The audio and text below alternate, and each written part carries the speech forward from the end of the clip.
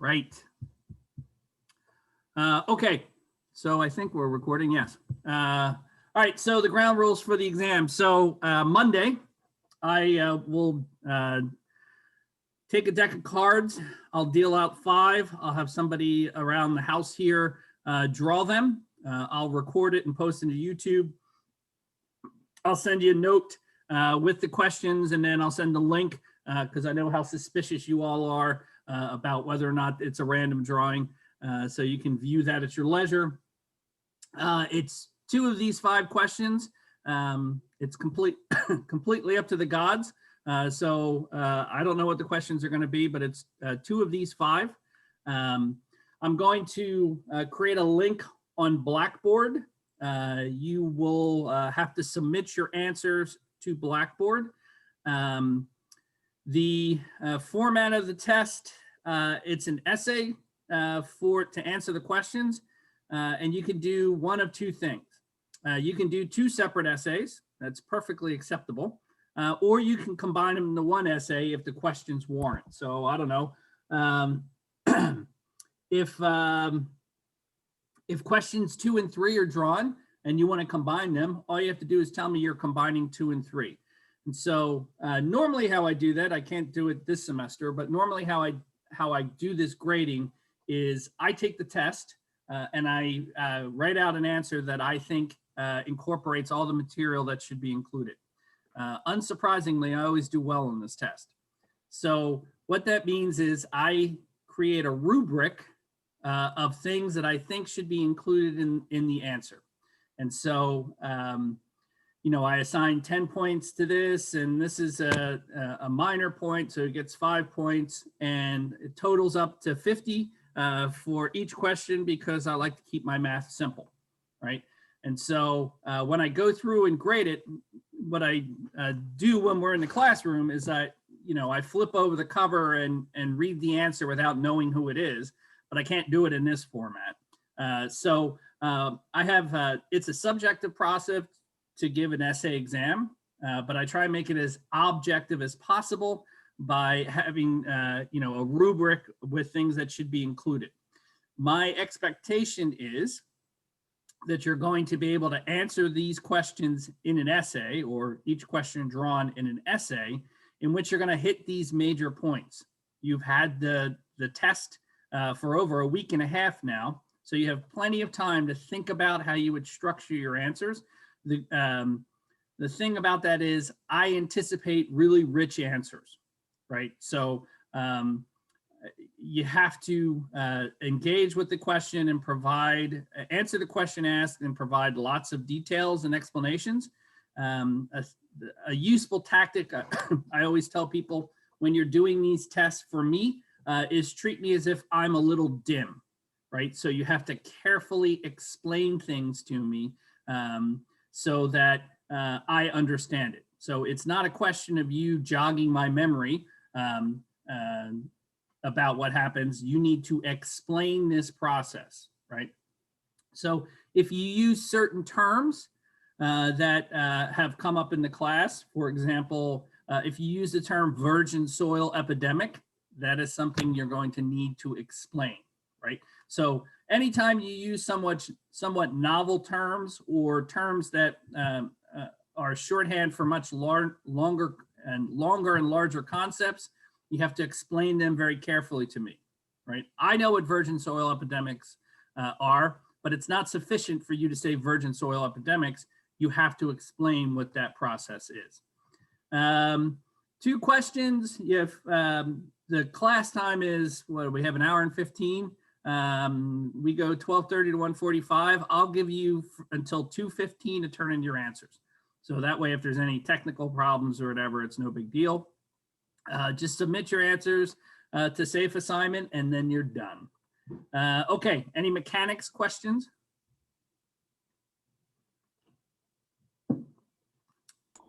Is Safe Assignment just through Blackboard? Yes. It'll be a link.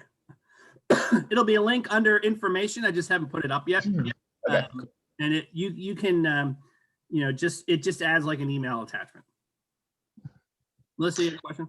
Yes, I'm not sure if this is due along the lines of mechanics, but are we able to use our notes?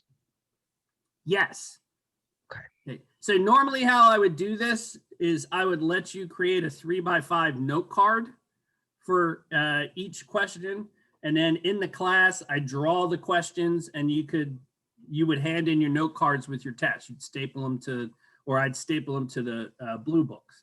We're not doing that. And I can't, I'm not inclined and I can't really police what you're gonna do outside the classroom. So I don't run through a testing service that watches where your eyes are because I think that's ridiculous. So you're free to use your notes or use whatever. Other mechanics questions?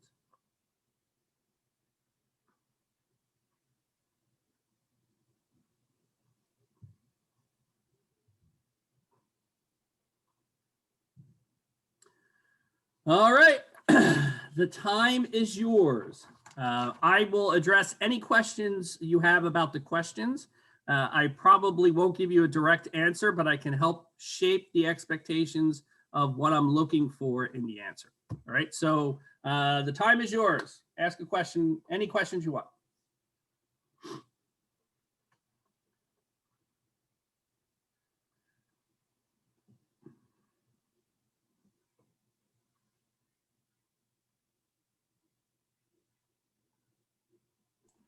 For question 1 with Martin, when it says, how does it relate to European contact? What exactly is that? Can you break that down a little bit? Sure. So one thing to keep in mind is that when there's 2 questions in the question, make sure you answer them both, right? So this is a 2-part question. First, I want you to tell me about what Paul S. Martin's theory is about. What's it about? The idea that humans in the Americas were a large factor, or the predominant factor in the extinction of the megafauna. Okay. So this is a specific question about Martin. So what am I anticipating you're going to do? You're going to talk about it in some level of detail, right? So it's a what, 8 or 9 page article. I don't want an 8 or 9 page answer on Martin's theory, but I want you to be able to discuss it in some measure of detail, right? So where are those folks from? Like the Siberia area, and they crossed in the land bridge. Would you call them Europeans?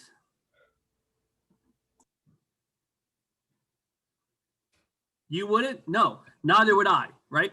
There are people from Eurasia who come from Siberia, but they're not really what is encapsulated in the term Europeans, right? Rightly or wrongly, Europeans are treated, Europe is treated as a separate continent, although it's not. It's just part of the Eurasian landmass. So the second part of that question is, how does it relate to European contact? So who am I asking about? European settlers or anyone, from Europe post Columbus. Okay. So, so what am I looking for there? It's a 2-part question, right? First part is about Martin. Second part is, how does that relate to European contact? So how does it relate to European contact?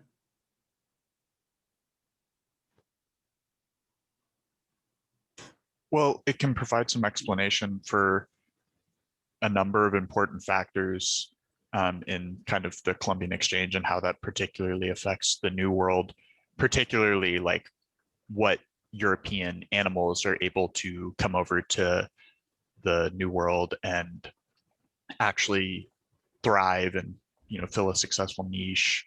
Okay. And there's also the aspect of it kind of provides some explanation for why these native populations in the New World were so prone to disease. Okay, so you're bringing forward, two concepts here, right? About European contact. One's about the animals, and the other is about something related to infectious diseases, right? So I'd expect you to be able to talk in some measure of detail with the following caveat about these European animals. What happens when they come here, right? The caveat is question 3 is specifically about animal populations, right?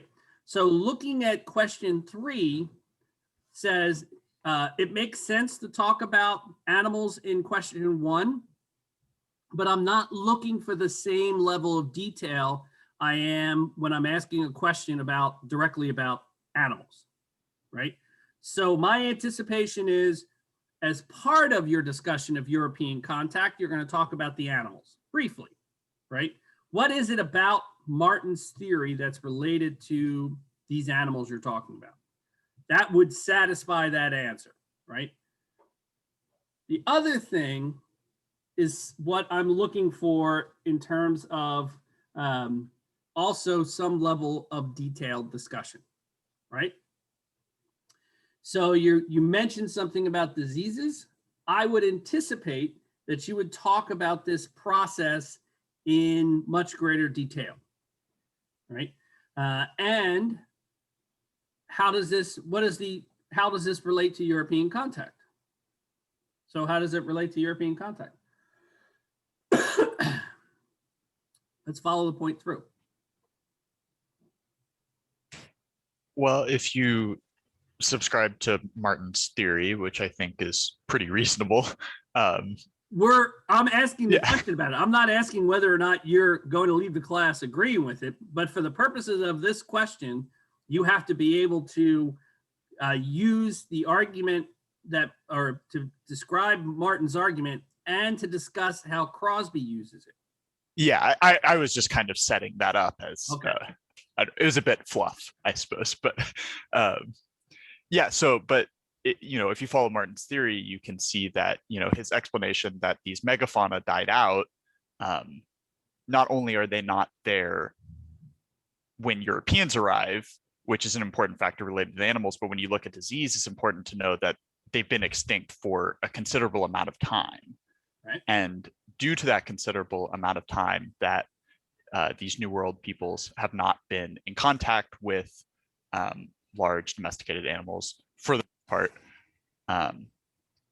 it would explain why, at least in part, they're more prone to diseases, especially smallpox. You think of as really one of the big ones. Okay. And a lot of that immunity that Europeans had because they're in close contact with particularly cows, which carry a lot of similar diseases that can kind of inoculate you. Okay, you're on the right path, but you're off a little bit in a crucial way. Who can help Andrea out here?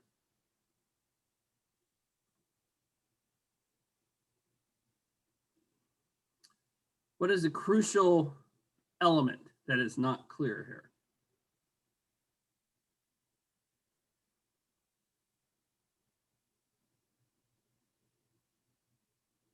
How it affected the Europeans specifically? Okay, what are you talking about? I don't know. I was just trying to fill the silence. Don't be afraid of silence. So there's a relationship between epidemic infectious diseases and animals, right? That's sort of what we've been sketching out here. But there's the example of smallpox is a useful one to consider. What is smallpox?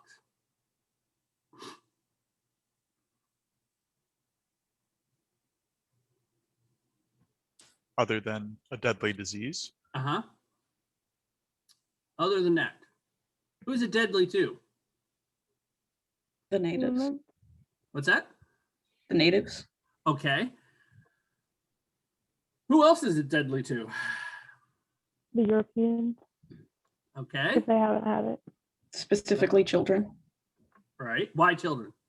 Because they're like the next generation, so they're gonna catch it and then build up that immunity. Okay. Do horses catch smallpox? No, because it's been mutated, so it only is in humans now. Okay, so it's a what? Human disease. It's a human disease, right?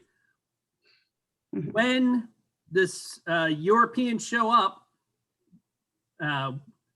either having gained immunity to smallpox, or for those unlucky few who hadn't had smallpox and are now busily replicating that in their system, right? It can only go to other humans because it's now a human disease, right? This is a distinction that I want to clarify here, because where did it come from?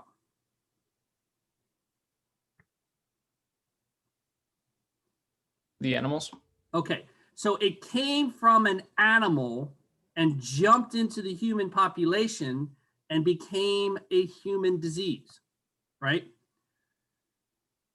It circulates as a purely human disease. So whether or not you lived in Seville and were a sailor and were at sea for most of your life and never raised a farm animal in your life is immaterial to the fact that smallpox is a human disease, right? The fact that in the past, the human ancestors were domesticating camels and came in contact with a relative of smallpox that jumped into the human population is immaterial to somebody living in Seville in 1493, right? It is from an animal disease, but it leaps into the human population. And it's the exposure to that human disease, smallpox is the one we're talking about, but there's a whole host of animal diseases that became human diseases, right? So it's not a function of they haven't been in contact with animals recently. It's that the population of which they're a part is through the chain of transmission going back thousands of years, linked to that first leap from an animal population to a human population, right? So it's not that native peoples didn't have exposure to animals that become domesticated later, like the horse.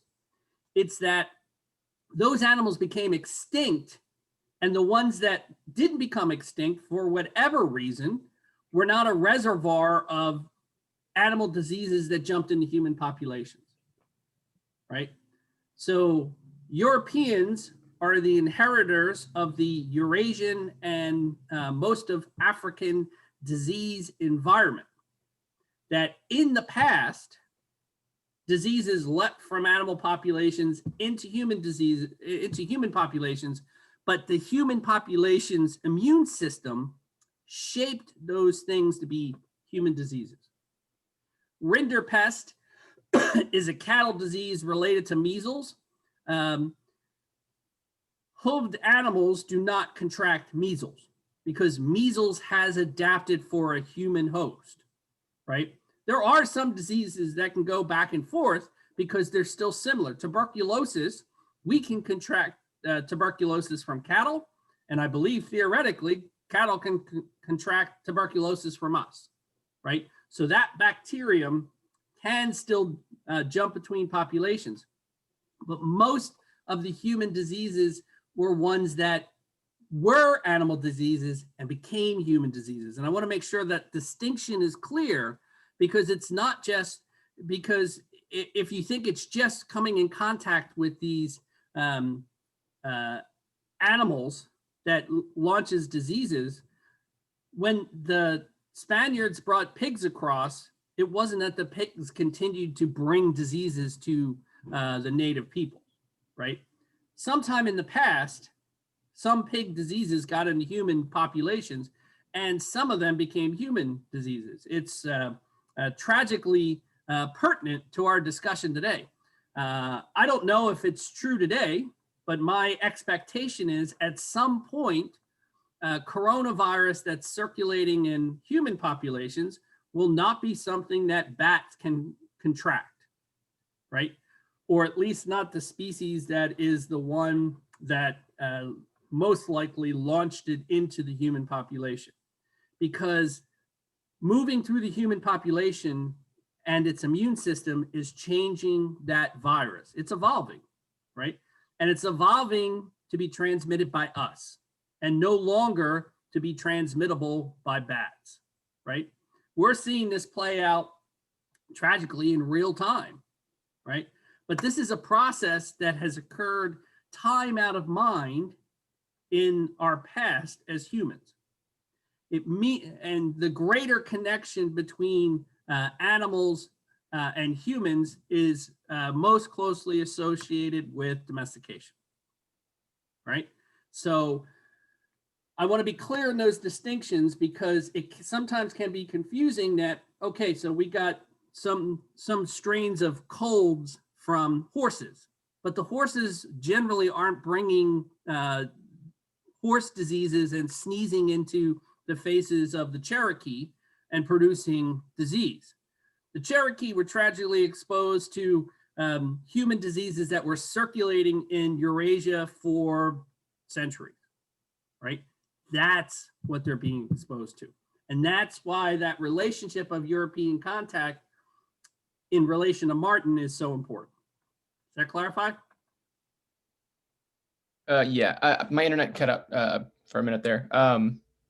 In terms of it being a human versus animal disease, is it the fact that because it mutated away from the people to the human disease, they were able to, their bodies could build up the immunity because it was,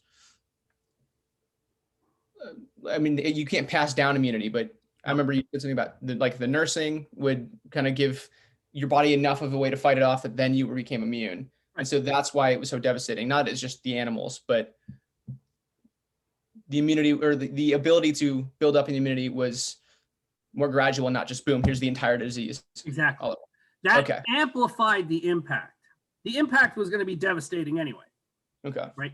But the fact that these populations in the New World represent a virgin soil for this infectious disease means that everybody from the oldest to the youngest is susceptible.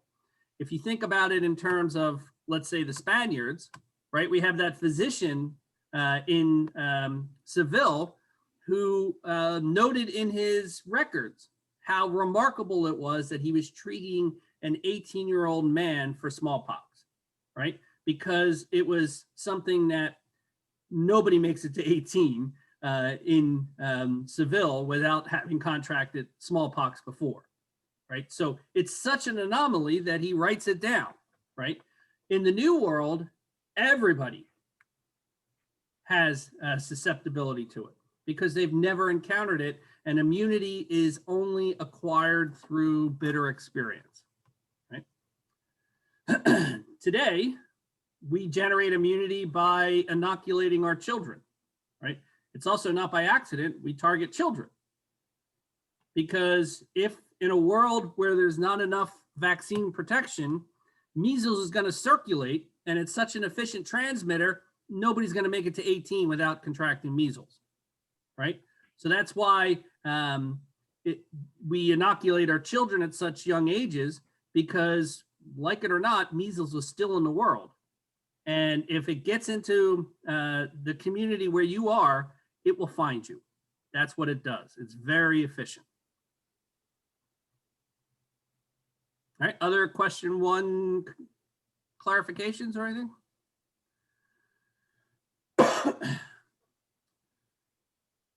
So as you can see, I'm anticipating rich answers with lots of description and examples from the readings and our discussions. What else you got?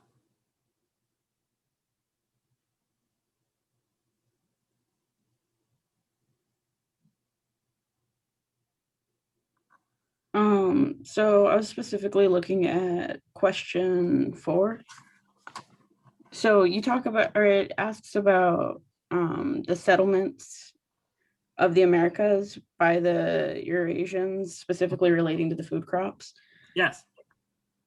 Are we also, or should we also talk about how the food crops were in Europe? Like once they get taken over to Europe, and like talk about the potato for Ireland and places like that. Right. So that question is, what is the relationship between the American food crops? Well, it's not going to have a relationship in Eurasia unless it's brought to Eurasia, right? Okay. So talking about the impact of these American food crops being brought to the old world, right? Mhm. I purposely say Eurasians because it's not just Europeans who come across, right? Mhm. I should have said Eurasians and Africans because I'm also talking about the impact on Africa as well. So I should tidy that question up because I really mean Eurasians and Africans. But the reason why a lot of Chinese come to the West Coast of the United States and the West Coast of South America is because there's a lot of Chinese who end up moving because of either opportunity or population pressures, right? The process is the same and the effects are somewhat the same, although governmental practices in the United States serve to limit migration from Asian states, China, Japan, and to a lesser degree, India, right? But it's related to the same process. So what am I looking for in that one? Again, it's not stated as a two-part question, but it naturally breaks into a two-part question, right? One part of answering that question is talking about what are these American food crops, right? That needs a little explanation and what happens, right? And it has to be in the format of this question and the format of the discussion of the book. It has to be what happens when these American food crops go to the old world, right? So that's what I'm looking for is the impact, what happens, right? The other part of that is also drawn from Crosby, where he talks about it's not enough just to talk about the impact in the old world, because the impact of those American food crops didn't just transform the old world, it ended up swinging around and impacting the new worlds as well, right? So that's why it's a natural two-part question. One part is talking about what happens in the old world with these American food crops, and the other part of that is how does it relate to the settlements, plural. So in the settlements, because people were coming over and taking the seeds other places, it was then moving New World crops around further in the New World, right? What do you mean? So like if there's, let's just say there's corn in Florida, settlers landing in Florida and then moving up the coast and into the coast, or inland rather, they're bringing those seeds or the kernels with them and starting new crops. I mean, it's the New World crops still, but in new areas. Corn? I mean, I just did an example, but okay. Corn's not a great example because corn, by the time Europeans showed up, was in North America, right? So there were huge population centers, the Mound Builder culture, as we refer to them, in the Mississippi River Valley, up to Illinois, right?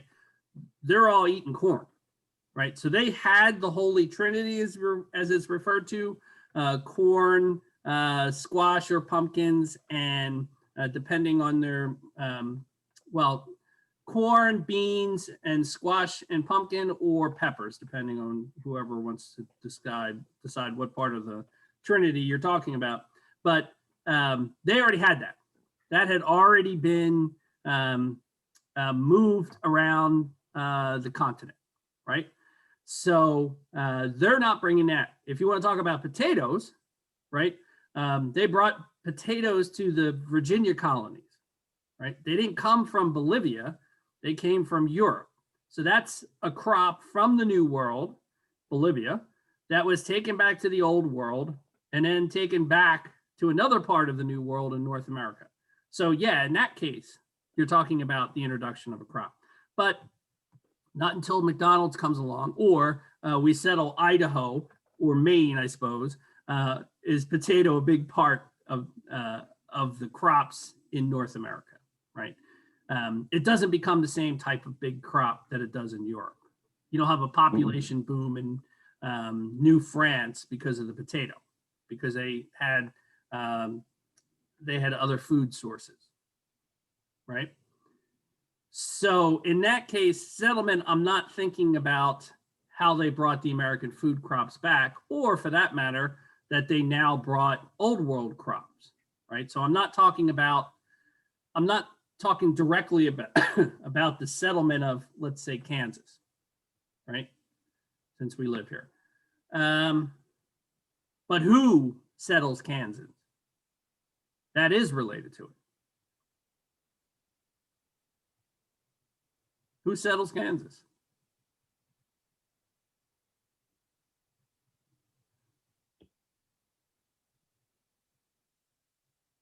The colonists? Okay. The British colonists? There's some, but there's a lot of ethnic Germans in Kansas. Where did they come from? Germany? And why were there so many damn Germans?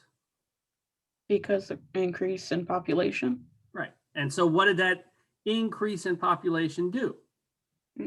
Forced multiple countries and cultures to come over to the New World. Okay. Right.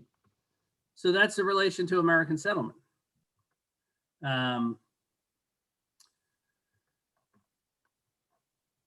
There's lots of other sorts of ethnic groups from Eurasia that come to the New World, right?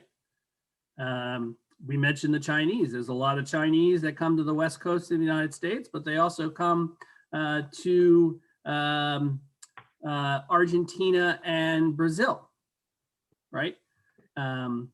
For similar reasons, right? That population expanded, and some of that, in, I suppose, societal terms, excess population moved to new areas, right? Why was there lots of space available in these new areas? Because a lot of the Oh, go ahead. go ahead. A lot of the Native Americans had died. Okay, right?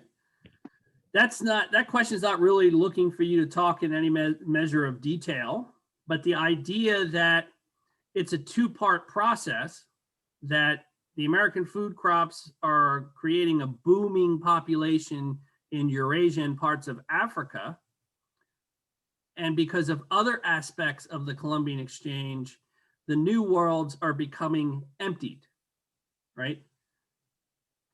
Those new worlds are filled by migrants from Eurasia and Africa.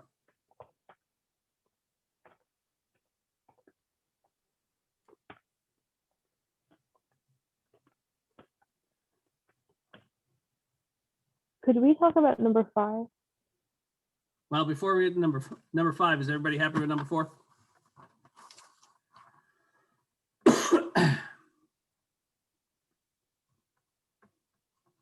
Okay.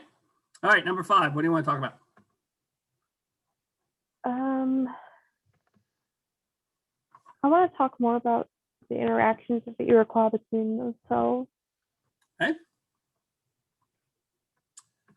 How do they interact? They have, like, what was it called? Was it the Confederation they had? The Great League of Peace. The Confederation is the one that arises later. right? What does a confederation deal with? I don't remember. Who can help her out?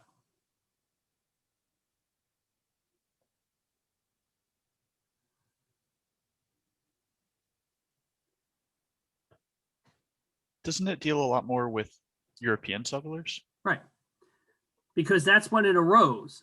It arose out of to deal with the chaos that was set in motion by the arrival of Europeans. I don't want to just say it's because of to deal with Europeans.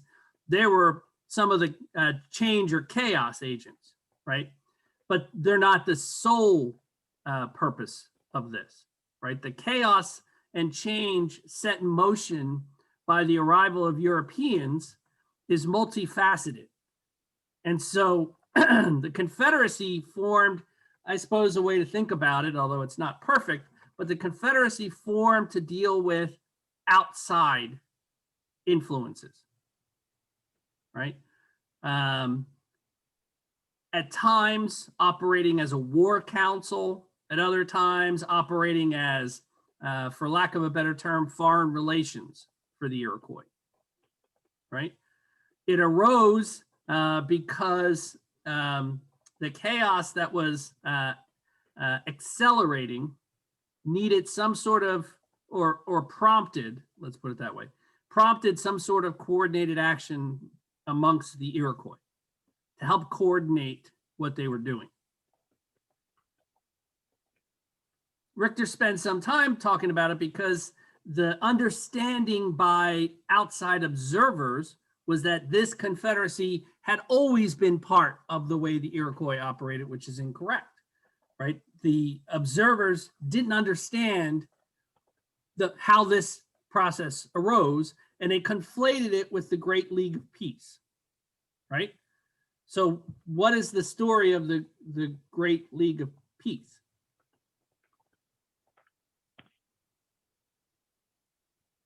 It predates the arrival of Europeans, which tells us something.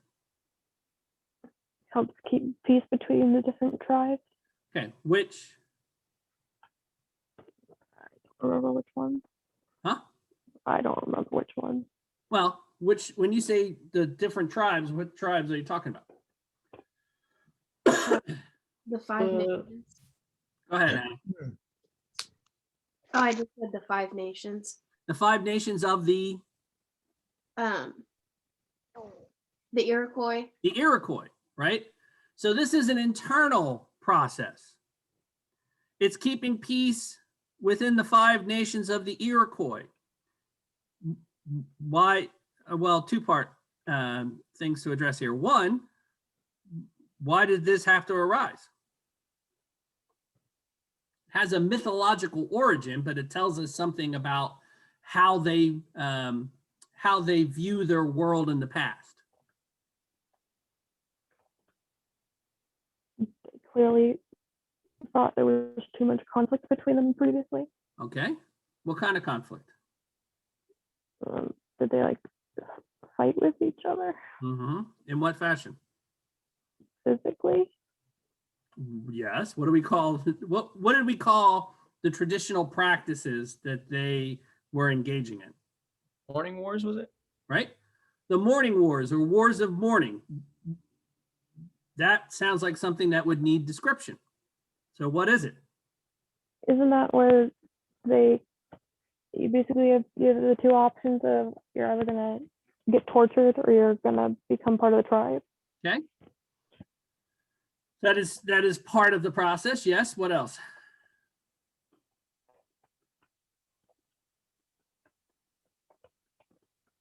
Possibly being killed. Okay. Who? The Mostly men. men. Okay. By. The winning tribe. Okay. So what else about these Wars of Mourning? Are they widespread military campaigns?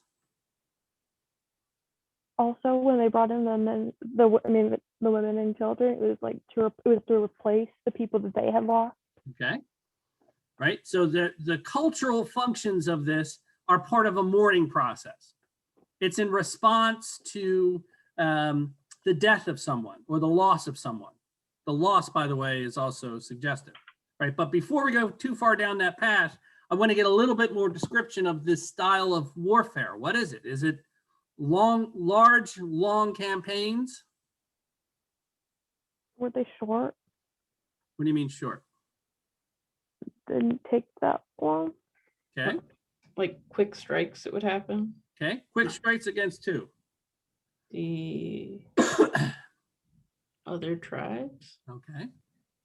So we're still dealing here within this Iroquois worldview. And we're dealing specifically in this portion of it, talking about how this conflict is within the nations of the Iroquois themselves. So a quick strike, what's the outcome?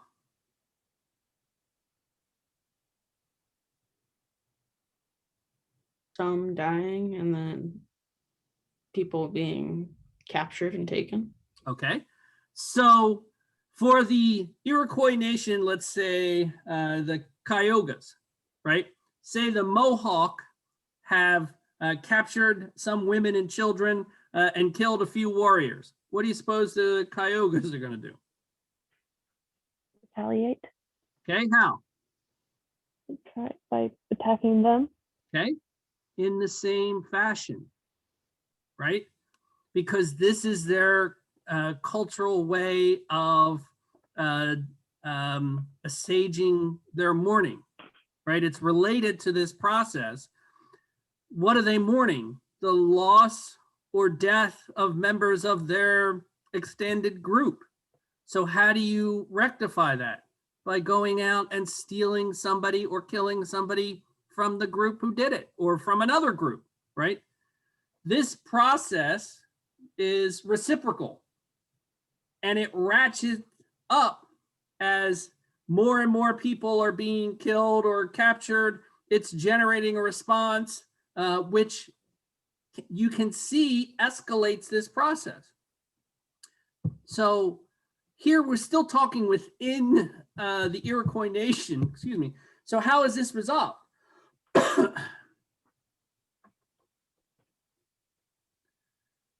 This is specifically addressed to the portion of the question that says interaction of Iroquois among themselves. They created the League. The The what? Great League. They created the Great League of Peace. Okay, and what does it do? Keeps peace between the different members of the Iroquois. Okay. The Great League of Peace resolves conflicts between the 5 nations of the Iroquois peaceably, not having to resort to the Wars of Mourning, because that's where the mythological past comes. Hiawatha, lost in his grief because he has lost all his daughters, goes mad in the woods, and he encounters a mythical spiritual being who brings him back to reason and offers the solution, the way out of this conundrum of retaliatory attacks, by saying, here's a method to resolve conflict that becomes the Great League of Peace. Now, it's a somewhat mythological development of something that really does serve to minimize conflict between the Iroquois themselves, right? So within the Iroquois, they have a system of resolving conflict that doesn't entail the use of the Wars of Mourning Wars or Wars of Mourning, right? So to address that question or that portion of the question, I need you to tell me what the Wars of Mourning are, right? What are their goals? How do they operate? What does it do, right? Then I need you to tell me, what does that mean for interactions amongst the Iroquois themselves, right? But that's only one part of the question, because the next part of the question is, how do the Iroquois interact with other Native American groups? So how do they do so?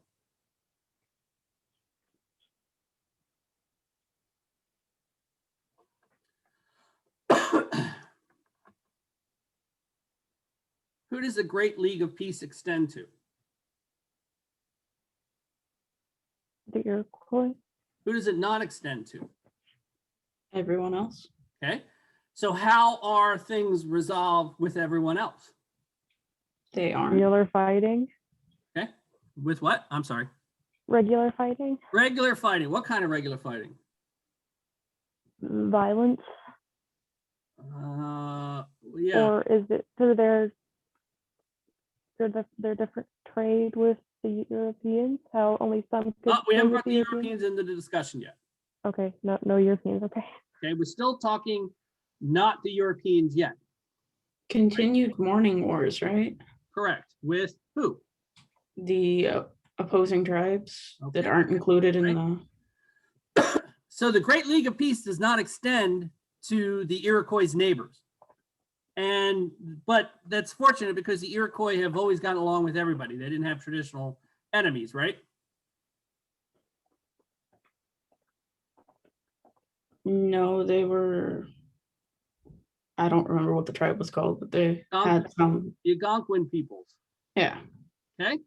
They're their traditional enemies. What do the Europeans have to do with that? Certain ones paired with the Algonquins and the others. Did this conflict predate the arrival of Europeans? Yes. Yes, because that's kind of one of the points that Richter's making.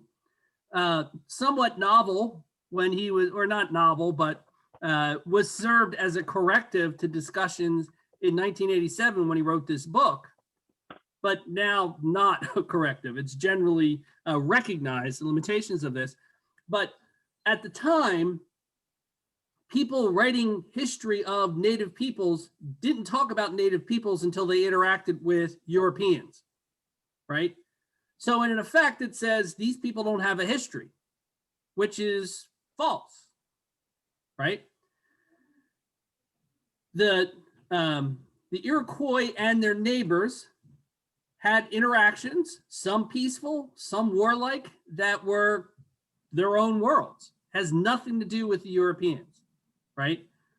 That method of the Wars of Mourning is the practices of conflict that were being utilized, not just in the Iroquois. It was the way those folks interacted in terms of their conflict, right? So the Great League of Peace resolved this conflict inside the 5 nations of the Iroquois, but it doesn't extend to their neighbors. Some neighbors they had good relations with, some neighbors they didn't. Some neighbors, their good relations became bad over time, right? So the Wars of Mourning were part of this process that has nothing to do with Europeans. So talking about their interactions, that's what I'm trying to draw out. Now we can bring in the Europeans, right? So what happens with the Europeans? If they begin a trade relationship. This is where we're going to need some distinctions between Europeans and trade relationships. The French are trading with one tribe while the Dutch are trading with another. Okay. But the French are trading with the tribe that has better pelts. Right. Where are these folks with the better pelts? They're further north. Right. And who are they, Tatiana? The Algonquins, if I said that right. So the French become concerned about Algonquin interests because it's their interests, right? Maintaining good relations with the Algonquins means that's how you get the good furs, right? So if the Algonquins have an enemy, what do the French do? It's also their enemy. Okay, why? To keep trade relations good. Exactly. Now, that's the alliance aspect, right? What are the French trading for these fur pelts? Weapons. Weapons. Okay. What kind of weapons? Guns. Guns. All right. And what does that do for the Algonquins? Makes them better for fighting. I mean, it makes them a stronger group. right? And what does that mean for the Iroquois? It weakens them. They're, So what are the Iroquois going to have to do? Trade with the trade with Dutch. the Dutch. What's that? Trade with the Dutch. Okay, why the Dutch? The Dutch had higher quality materials to trade. Right? Well, if we're strict capitalists in a perfect market system, who are the Dutch going to trade with? The Algonquins, Why? they had the better pelts. Okay. But that's not what happens, right? So the Iroquois reach out to the Dutch first, who are later supplanted by the English, because they need access to those goods. How do you acquire those goods? Steal them. Who's stealing them? The Iroquois Okay, or doing what? stealing the higher quality pelts from the Algonquins. Okay. Why? Because they need the higher. It's the better for better trade. So what do you suppose this does for relations with their neighbors? They diminish. They're bad. Okay, and so what happens? They begin to fight once again. Okay, right? What impact does that have on demography? There's more people dead than there already would be. Okay. Why? What else is impacting demography? Diseases. Okay, from who? The Europeans. From close contact with Europeans, right? So what happens then? They're already diminishing population. It's just getting even smaller. Okay, and so what do they do? I don't know. House invasion. I don't know. What's a way to make your group increase in size in this system? Oh, steal people from another tribe. So it accelerates the warfare as well. So there's a lot of elements that are accelerating the warfare. There's one point that I did not cover that I want to cover here, and it'll require a little explanation. So I'm going to save that to the end, because this is also part of this. This is sort of a minor part of it, but a part of it nonetheless. So this is paradoxical for not just the Iroquois, but for any native group that is trading with Europeans. Trading with Europeans initially makes them more powerful. They gain access to muskets, to gunpowder, to shot, to metal-edged weapons. So close proximity and trade with Europeans makes the group more powerful. But that close proximity to Europeans exposes them more frequently to infectious diseases, and the more powerful group inflicting violence on its neighbors generates violent response. So the longer term effects is that it leads to demographic collapse because of the closer interactions with Europeans and the accelerated warfare, right? So that in the case of the Iroquois, if you think about it like, 5 fingers splayed out across upstate New York, the ones closest to Europeans become more powerful and then crash. Meanwhile, the next group is filling that spot of engaging in more trade, becoming more powerful, and then suffering those same effects, right? It's the chaos that is set off by Europeans accelerates all these processes. The wars of mourning speed up, become more frequent, become more desperate, right? The violence level is increased because the new technology of warfare is becoming much more, making the warfare more deadly, right? The wars of mourning are accelerating because people are losing members of their family or their tribe or their nation or whatever. And so they're accelerating this process. And so this, the desperate effort to gain more power comes by gathering more European goods, which come from more things being exchanged for it. So in order to continue to compete, you have to ratchet up the amount of fur that you have access to make these deals, right?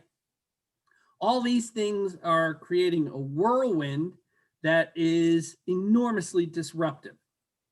There's another element I didn't touch upon that I want to touch upon here. The Wars of Mourning, how do they operate? Just in technical terms. What are some of the attributes of it?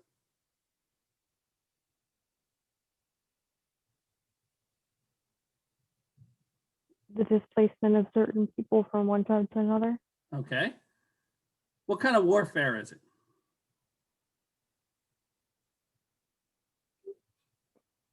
Violent. Okay. Is it widespread societal violence? No. No, right? It's low level, sporadic, right?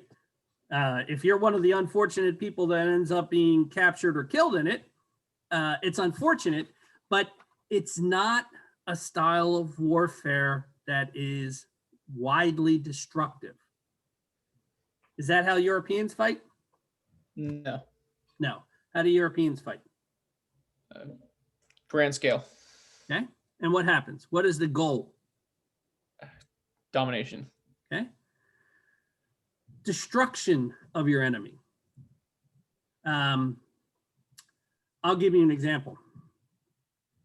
2 examples, right? So when colonists began to settle New England, they were relatively small in number, and there was a lot more native people. But these colonists, these Europeans, had stuff that was useful to engage in trade. And so trading relationships developed. We'll deal with folks I'll group broadly as the Pilgrims, right? So the Pilgrims established relationships with various Native American tribes on the New England area. Some they had good relations with, some they didn't. Places like folks like the Narragansetts, folks like the Penobscots, folks like the Massachusetts, right? These were various sets of folks that these colonists established relationships with. And they had allies and they sometimes targeted enemies, right? And so there's actually, it's a very interesting plate that nicely details the difference between the two. I'm going to walk you through this this battle briefly. On the, I want to say the Narragansett River, there were a group of, I believe they were Narragansett on an island in the river, right? And the Pilgrims and their Pequot allies were engaged in conflict with them, and they discover this camp in the river. So at night, the Pilgrims and their native allies encircle the village, and they begin an assault. And as they're assaulting the town, there's people running out, and the Pequot are looking to grab them so that they can capture them and bring them in to the extension of the Pequot tribe, to make them more powerful by capturing women, children, maybe some men, to incorporate into that. This is the War of Mourning mindset.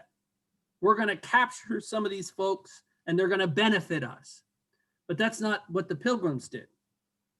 The Pilgrims shot and killed everybody in the village, men, women, and children. And in fact, only about 5 members of the village escaped. because the Pilgrims were fighting in European style, which is annihilating your enemy so that they no longer represent a threat. For their Pequot allies, they couldn't comprehend how wasteful this was.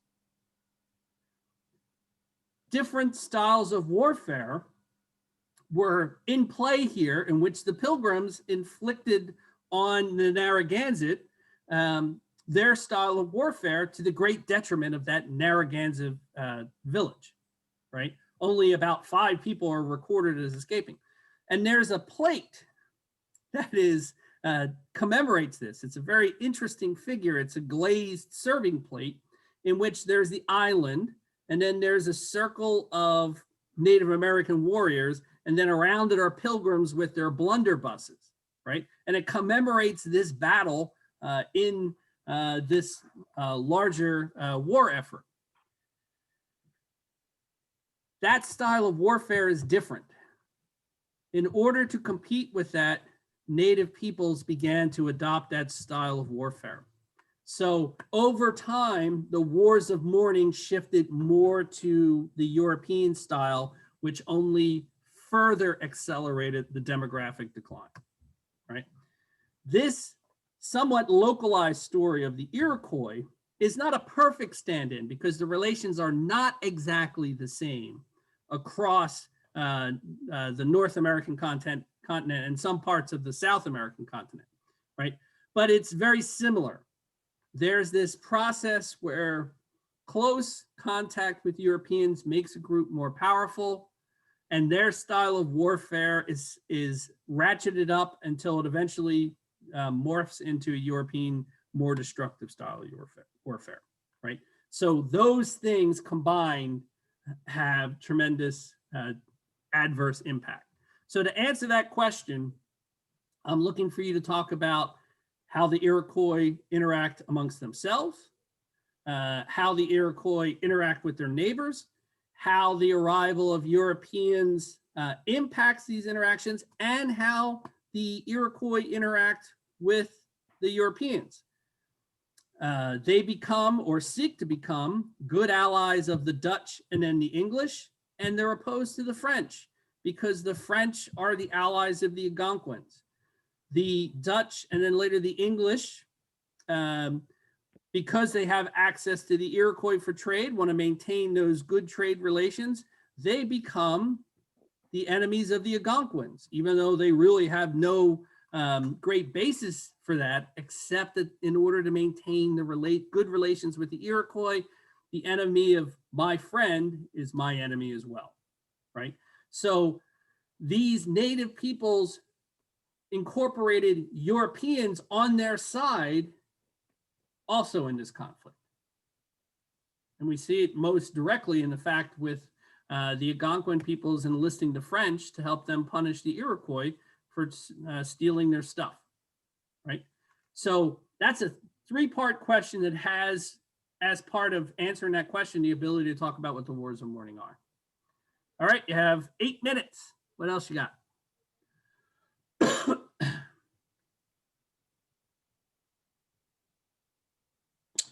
Just to clarify on this last question. On 5? Yeah. Were the Iroquois and the Algonquins ever on good terms, or were they constantly at the odds?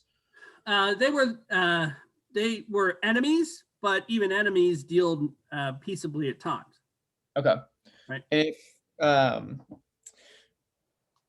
If their conflicts were not based on stealing each other's goods before the trade was a thing, were these primarily territorial disputes?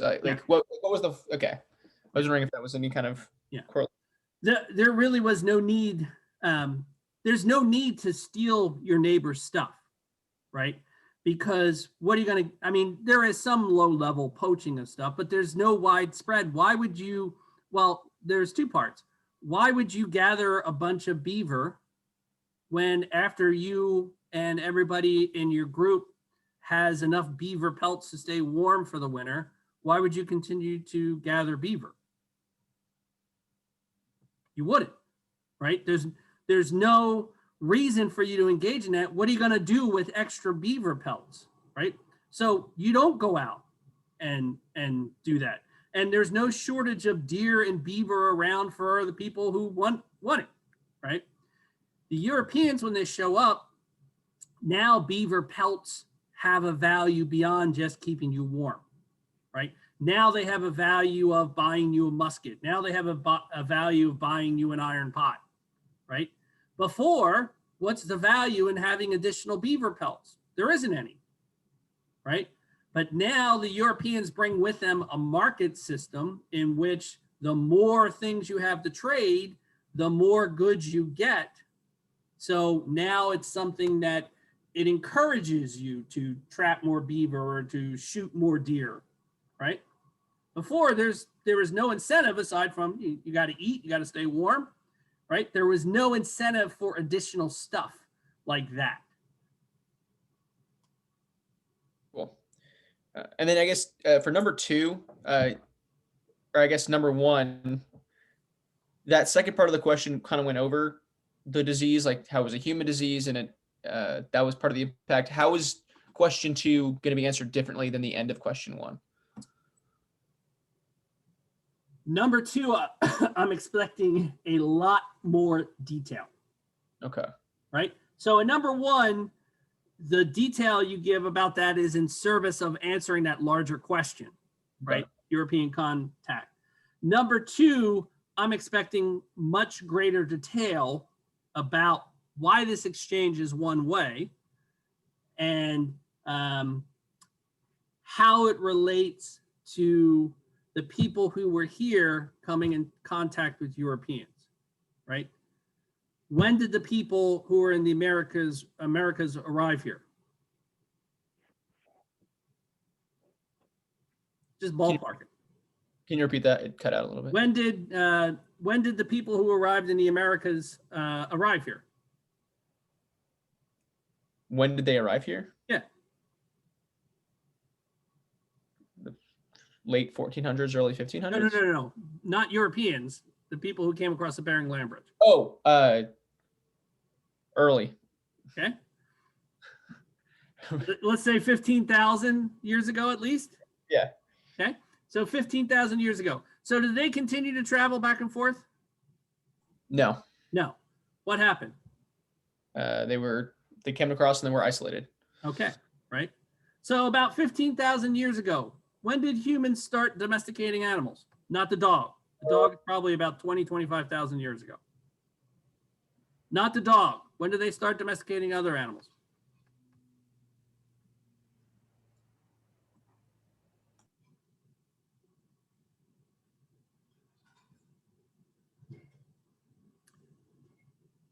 Probably the earliest is around 9,000 years ago, right?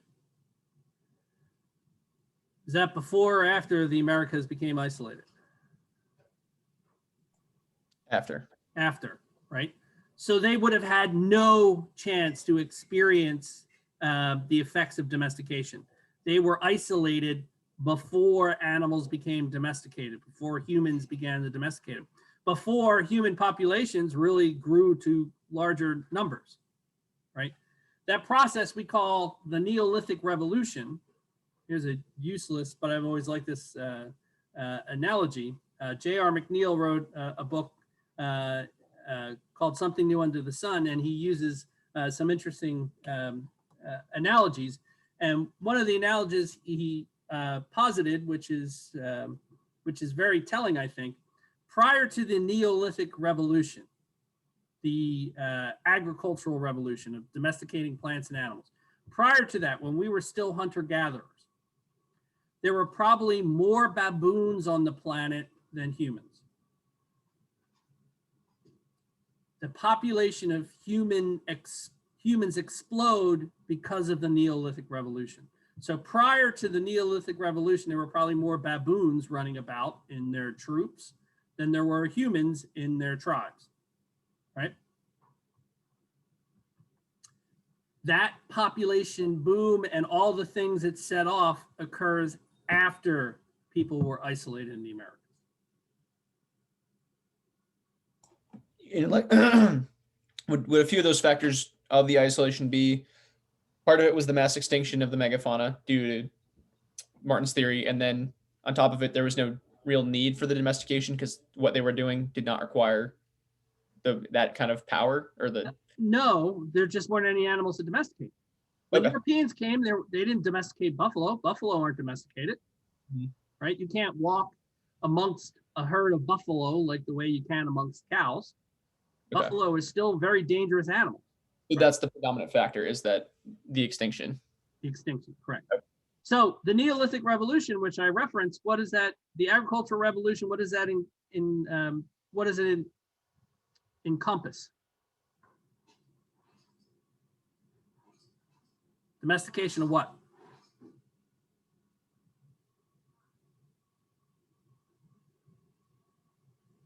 Animals. Animals and what? Crops. Plants, right?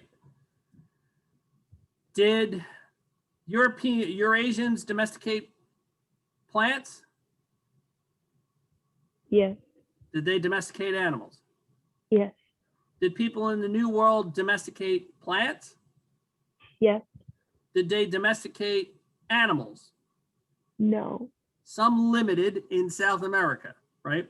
The alpaca, the llama, the guinea pig, but guinea pigs are too small to count as megafauna. So in terms of megafauna, the only two animals above 50 pounds are alpacas and llamas. They are domesticated, right? But not in North America, there's no domesticated animals, right? So the thing I want you to keep in mind is that they did undergo the Neolithic Revolution in the New Worlds as well. And one of those effects are that you have very large populations. So in the Americas, you have large populations in North America known as the Mound Builder culture, right? Which extends into Southeast United States, right? You have the Aztecs, you have the Mayan, you have the Incas. These are large, complex civilizations built upon domestication of plants primarily, right? So it's not a function that they didn't go through the Neolithic Revolution. It's that they started a little bit later and that they, by and large, didn't domesticate animals. That has an impact when Europeans show up, because not only are there Europeans because of the Neolithic Revolution in plants, but the Neolithic Revolution because of animals as well. All right, if you have any additional questions, post them onto Blackboard, and so everyone can take a crack at them. So keep an eye on Blackboard. If you have things you're going through and you're not sure about, or you want to clarify, put them on Blackboard. If you take a look on Blackboard and you say, oh, I can answer that, answer it. It'll be better for everyone involved if you answer somebody else's questions as well. So use Blackboard, and I will see you Monday. See you Monday. Bye. Thank you.